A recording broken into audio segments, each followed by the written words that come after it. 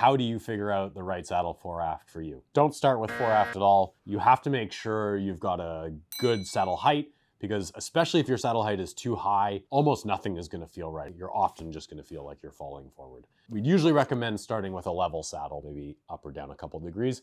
But if you're going to start experimenting with your tilt, just start with a level saddle. Otherwise, that can also really skew things. And then finally, when it does come to fore aft, the first question to ask yourself is, do you feel like you have too much weight on your hands? If you feel like you're kind of falling forward, you've got too much weight on your hands, just start moving your saddle back. You can move it back 5 millimeters at a time. And eventually you should feel a point where you really start to alleviate that weight off the hands. And it's usually quite noticeable. Just try 5 mil at a time and you should feel that moment. If you feel like you have not enough weight on your hands, and often this kind of feels like too much weight back on the saddle, or you're kind of like struggling to reach the handlebars, whereas you really want to feel balance, that may be an indication that you need to move your saddle forward.